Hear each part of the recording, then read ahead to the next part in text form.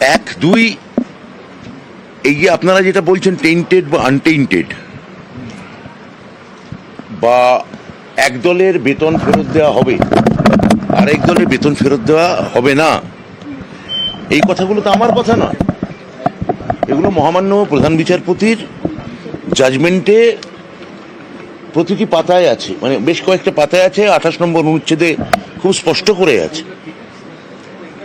তাহলে যে রায় বলছে যে টেন্টেড এবং আনটেন্টেড, সেটা তো এসএসসির দেওয়া তথ্য পরিসংখ্যান তার ভিত্তিতেই বলা হচ্ছে।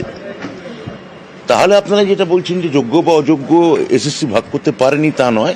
হয়তো বলতে পারেন তাতে কোর্ট সম্পূর্ণত, কোর্ট সেটা বলেওছেন মাননীয়, যে তারা সন্তুষ্ট হচ্ছেন না। কিন্তু যোগ্য অযোগ্যের একটা ভাগাভাগি নিশ্চিতভাবে প্রধান বিচারপতি রায়ের পর আমরা বুঝতে পারছি, এবং যারা যোগ্য এবং বঞ্চিত তাদের একটা মানবিক দৃষ্টিভঙ্গি যাতে সব তরফ থেকে বেরোয়, আমি সেই আবেদনও এই সূত্রে করব। দেখুন, রিভিউ পিটিশন বা ইত্যাদি এই টেকনিক্যাল বা লিগাল প্রশ্নগুলো, এগুলো তো এসএসসির ব্যাপার। এসএসসি তার আইনি প্রক্রিয়া নিয়ে করবে। যদি আমাদের বিভাগের কাছে কোনো এই বিষয়ে তারা সাহায্য চায়, আমরা সেটা আইনি পরামর্শ তাদের নিশ্চয়ই দেব, তবে সেটা আইনি পরামর্শ নিয়ে দেব।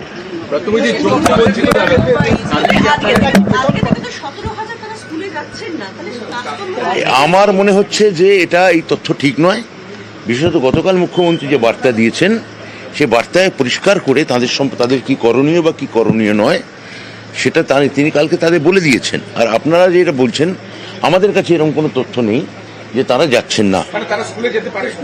আমি তো এরকম কথা বলতে পারি না। আমি বলছি যে মুখ্যমন্ত্রী কালকে যেটা বলেছেন এবং মহামান্য বিচারপতি যেটা বলেছেন, সেটার পর যদি কোনো টেকনিক্যাল বা কোনো লিগাল ক্লারিফিকেশন, সেটা তো এসএসসি আজকে জানিয়েছে। তো এসএসসি জানিয়েছে যে তারা মহামান্য প্রধান বিচারপতি সুপ্রিম কোর্টের কাছে তার একটা লিগাল ক্লারিফিকেশন চাইবে। তো তার আগে মুখ্যমন্ত্রী যে মানবিক বার্তা দিয়েছেন, আমি আবার বলছি, তার উপর সমস্ত শিক্ষককে বলবো ভরসা রাখুন।